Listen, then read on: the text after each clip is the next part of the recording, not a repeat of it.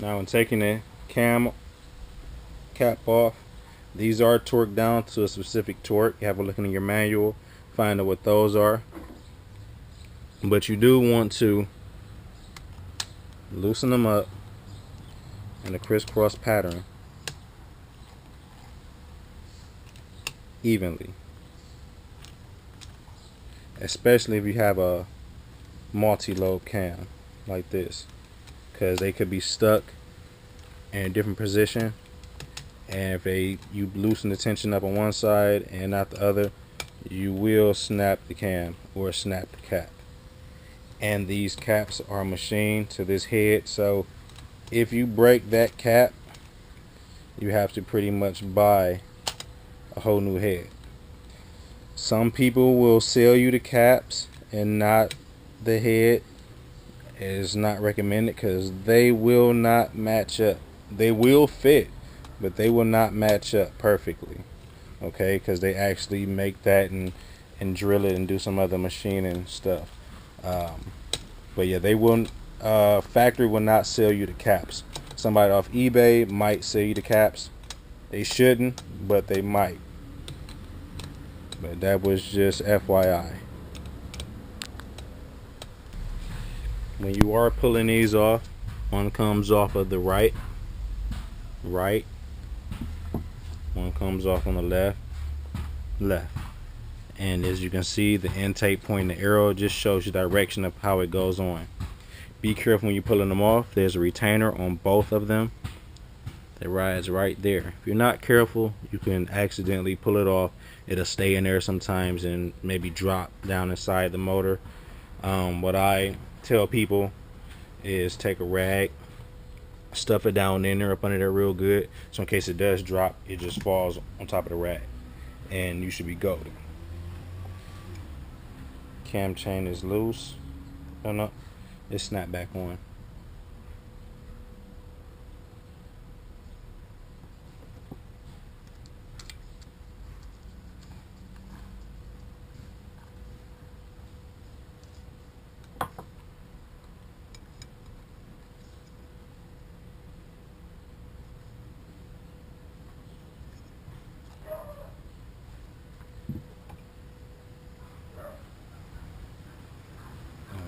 Things really in there, but I had to do some persuasion to get that out of there. Sometimes you will run into that problem.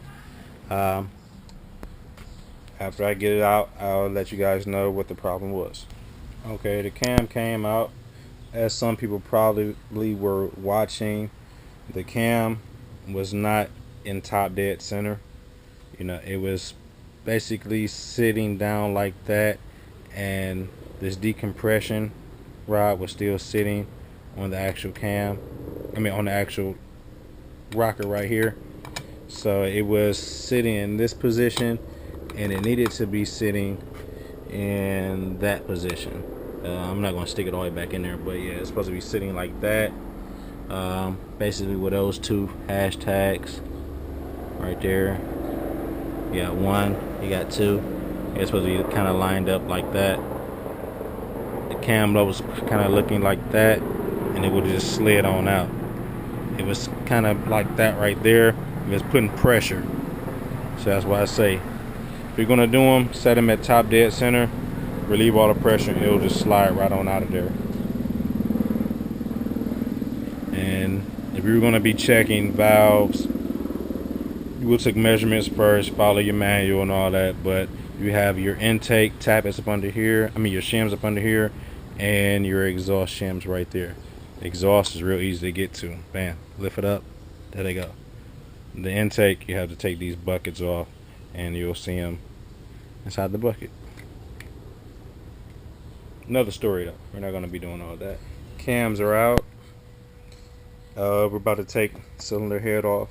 What you want to take note is, before you go and try and break these nuts or bolts loose, you want to make sure you break these loose.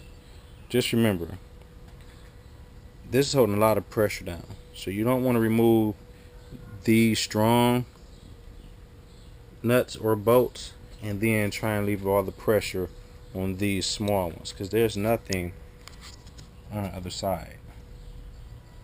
you only have these two got right there holding all that together if you remove these right here. So if you have any kind of pressure in there, you want these to be holding it down.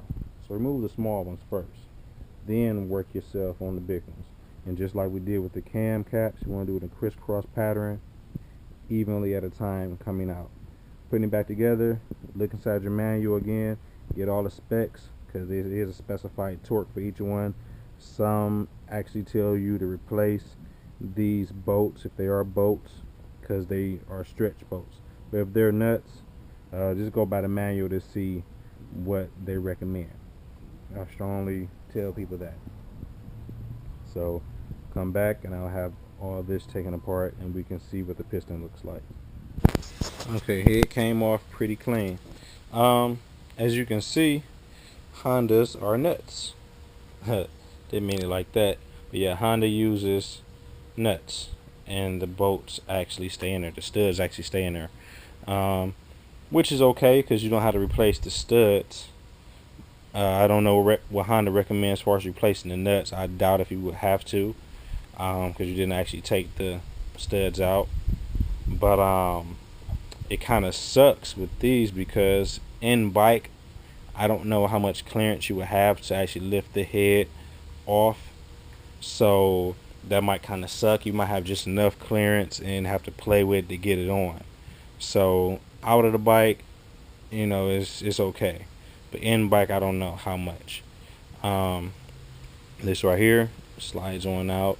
Remember, put this in first before you put your gasket on.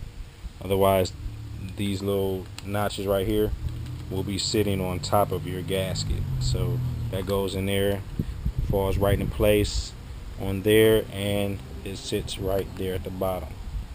And your gasket goes on top. If not, as you can see, the gasket will be down there and this will just be riding on top of that. But no, you'll see it once that happens. And the longer end goes into the motor. And it will only go in one way, so if you try and put it in backwards, it won't work. You know, it'll be angled differently. So just take note of that. We will be recommending a new piston in here, just because you got a lot of carbon buildup. You're rebuilding the body, you might as well rebuild the top.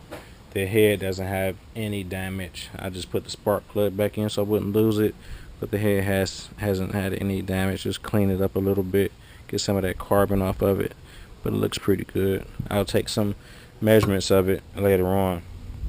But yeah, that was the head off. That's to the side. Now we just got to take the cylinder off, and we can look down and see what's going on with the crank and actually see what blew up, because the bike was running fine and it just died, so he said.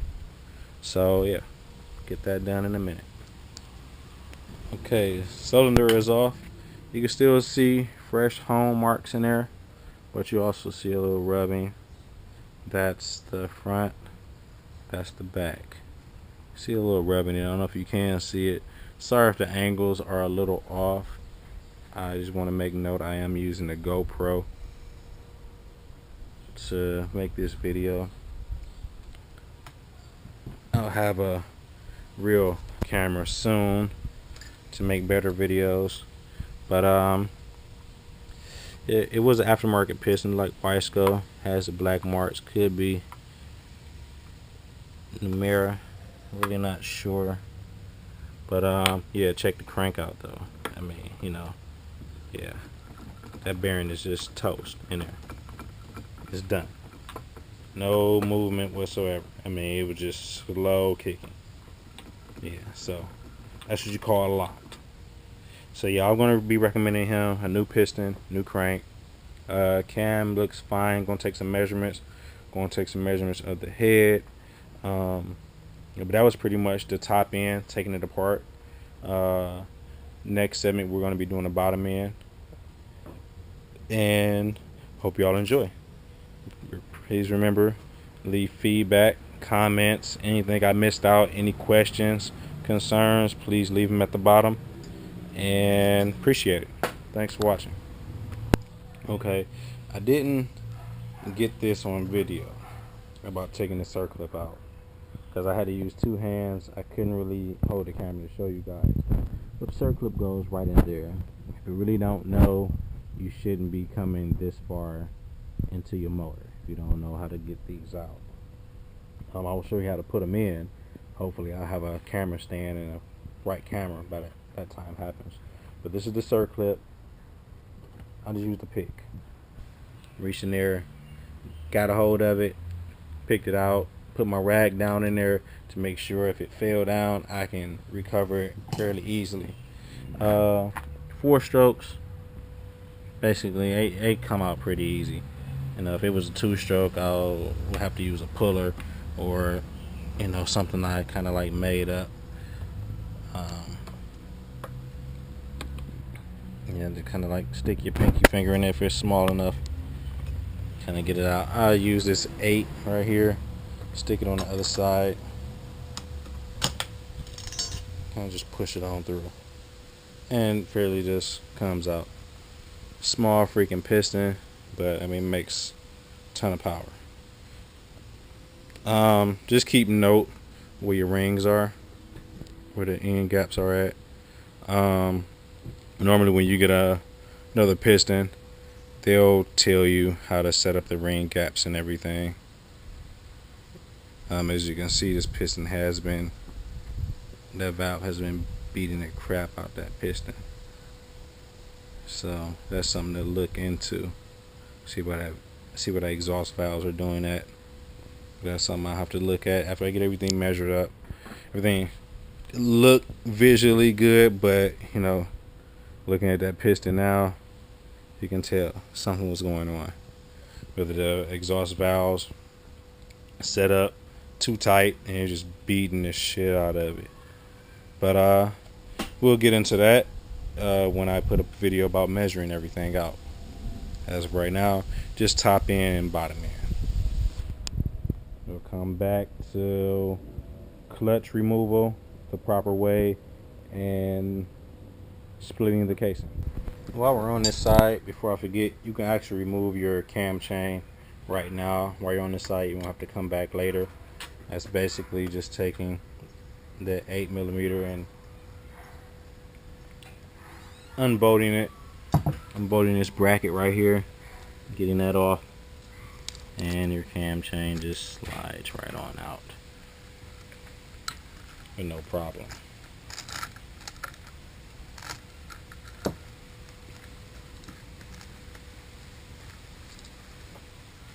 No problem. I might have them get a new chain just because that one seems a little kinked up. We'll see. After I inspect everything, we'll see how that works. Other than that, that can stay on. If you want to remove it, you can, but we're trying not to remove as much stuff as possible because that's not in the way of anything. So I mean, you don't have to remove it unless you really want to. If you're afraid that you're gonna, be throwing the casing around, bending it, breaking it, something like that, then go ahead and take it off. If not, I wouldn't worry about it. It's not in the way of anything.